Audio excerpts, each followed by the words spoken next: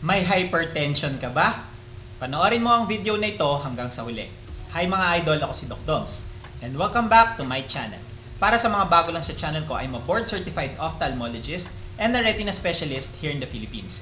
So if you want medical and eye contents, please don't forget to hit that subscribe button and turn on that notification bell for more videos like this. Pero disclaimer lang po, ang mga videos na ginagawa ko ay hindi para mag-diagnose ng mga iba't ibang sakit nyo sa mata dahil mahirap mag-diagnose sa ganitong platform. Bagkos ito ay para mas maintindihan nyo ang mga iba't ibang sakit sa mata na na-diagnose na sa inyo. Ang pagpapa-check up sa inyong ophthalmologist ay ine-encourage. And for today's video, pag-usapan naman natin ang sakit sa mata na dulot ng mataas na blood pressure, yung tinatawag na hypertensive retinopathy.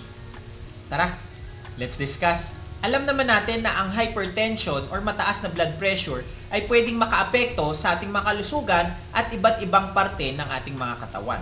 At alam nyo ba na pwede rin itong magkaroon ng permanenteng komplikasyon sa ating mga mata, tulad ng tinatawag na hypertensive retinopathy.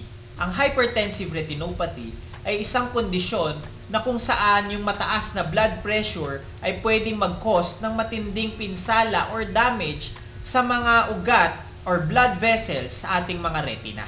Ang high blood kasi ay madalas maapektuhan ang mga maliliit na blood vessels tulad ng sa kidneys at sa retina. Ang retina ay ang pinakaloob na layer sa ating mga mata na nakadikit sa likod na dingding sa loob ng ating mga mata. Ito ang tumatanggap ng ilaw na pumapasok sa loob ng ating mga mata at kino-convert ito sa mga signals papunta sa ating mga utak para ma-process ito at makakita tayo ng malinaw. Pag nagkaroon ng sira dito ay pwedeng mag-cause ito ng paglabo ng paningin at worse ay pagkabulag. Ang mataas na blood pressure naman ay nagbibigay ng puwersa sa loob ng mga blood vessels sa buong katawan at lalo na sa mga maliliit na blood vessels na makikita sa retina. Ito ay pwedeng mag-cause ng una pagkapal ng mga walls ng blood vessels kaya nagiging makitid ito at nahihirapan ng dumaloy ang dugo sa loob nito. Pwede rin magkaroon ng pamamaga ng retina dahil kung hindi maganda ang daloy ng dugo papunta sa retina ay pwede itong mag-cause ng pamamaga nito. At pagdurugo or pagtagas ng dugo dahil ang mataas na pressure ay pwedeng mag-cause ng pagputok nito or pagtagas doon sa blood vessels na pwedeng mag-cause ng pagdurugo sa mata. Kung ikaw ay may high blood, mahalagang malaman mo ang mga simptomas na pwedeng maging dulot ng hypertensive retinopathy. Kadalasan ay walang simptomas na nararamdaman ang mga pasyente kahit meron ng pagbabago or pagkasira ng kanilang mga retina. Minsan naman kapag merong biglaang pagtaas ng pressure ay pwedeng maka-experience ang pasyente ng pananakit ng mata, ulo at pagkalabo ng paningin. At kapag meron ng paglabo ng paningin, dito pa lamang magpapa-check up ang isang pasyente. Sa ibang pagkakataon naman, hindi lamang paglabo ng paningin ang pwede nilang maramdaman, kundi pati na rin ang pagkawala nito. Kaya kung may high blood ka, ay importante ang regular na pagpapatingin sa inyong mga ophthalmologist para makita kung meron ng pagbabago at ma-monitor ito. Narito ang ilan sa mga ginagawa ng ophthalmologist para masuri ang hypertensive retinopathy. Siyempre, ang comprehensive na eye examination or e-examinin ng kabuuan ang iba't ibang parte ng inyong mga mata. Kasama dito ang tinatawag na dilated fundus examination na kung saan may ipapatak na gamot sa inyong mga mata para palakihin ang butas or ang pupil para masilip ang loob ng inyong mga mata. Dahil nasa loob nga ang retina na kailangan makita sa mga may hypertensive retinopathy.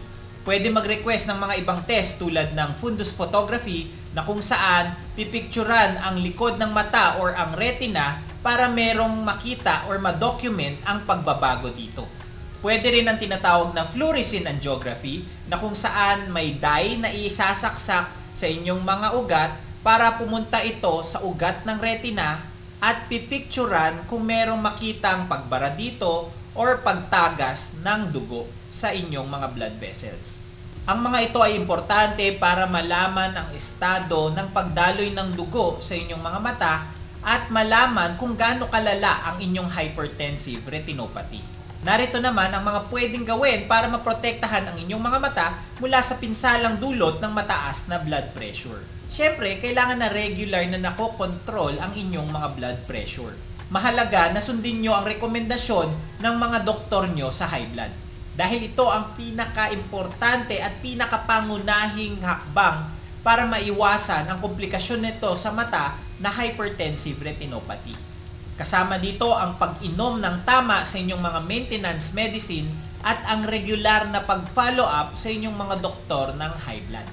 Nang sa ganon ay namomonitor at pwedeng ma-adjust ang dosage ng inyong mga gamot para makontrol ang inyong blood pressure. Kasama na dito ang lifestyle modification tulad ng pagkain ng mga malulusog na pagkain. Iwasan ang mga sobrang alat, matatabang pagkain, at matataas sa kolesterol. Ang pagkakaroon din ng tamang timbang ay makakatulong para hindi masyado mapuwersa ang puso at mga ugat. Iwasan din ang paninigarilyo at alak. Ang mga ito kasi ay pwedeng magpataas ng blood pressure na pwedeng mag-cause ng problema sa inyong kalusugan pati na rin sa mata. At ang regular na pag-e-exercise ay makakatulong para mapababa ang blood pressure at mapaganda ang pagdaloy ng dugo sa katawan. Kahit ang simpleng paglalakad ng at least 30 minutes a day ay malaking tulong na ang magagawa. At syempre, bukod sa pag-follow up nyo sa inyong mga doktor sa hypertension, ay importante rin na nakikita kayo regularly ng inyong mga ophthalmologist para ma-monitor ang progreso ng inyong sakit sa mata. Bukod sa pag-control ng blood pressure sa katawan, ay pwede rin makatulong ang pag-inject ng gamot na tinatawag na anti-VEGF sa loob ng mata. Although hindi pa ito tanggap at hindi pa masyadong ginagamit para sa hypertensive retinopathy, ay meron ng ilang mga pag-aaral about dito na pwede itong makatulong sa sakit na ito. Panoorin nyo na lang ang video ko about anti-VEGF na nagawa ko na. Basta ang main goal dito ay ang pag-manage ng inyong mga blood pressure at mapanatili ito sa normal na kalagayan. Hindi lamang para ma-prevent ang further damage, kundi yung iba ay gumaganda ang kanilang estado ng kanilang mga retina sa pagkontrol pa lamang ng kanilang mga blood pressure. Bukod sa hypertensive retinopathy na isang sakit sa mata, ay marami pang pwedeng maging komplikasyon ang high blood sa inyong mga mata na pwedeng makabulag tulad ng stroke sa mata, neovascularization o yung paggawa ng mga maliliit na ugat, pagdurugo sa loob ng mata, at pwede ring mag-lead sa retinal detachment. Bukod sa retina ay pwede ring maapektuhan ng mataas na blood pressure ang iba pang parte sa loob ng mata tulad ng optic nerve at choroid na pwede ring mag-lead sa paglabo at pagkabulag. Kaya napakahalaga na magkaroon kayo ng kaalaman about sa mga epektong pwedeng madulot ng mataas na blood pressure sa ating mga mata. Lalo na sa sakit na tinatawag na hypertensive retinopathy.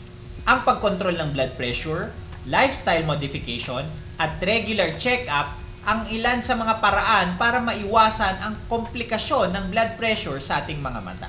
And that's it for today's video. Ngayon, alam nyo na ang sakit na tinatawag na hypertensive retinopathy. Please don't forget to like, comment kung may mga questions or suggestions kayong topics, subscribe, and hit that notification bell for more medical and eye contents. Ngayon, mas may alam ka na. Ako po si Doc Doms. See you on my next video.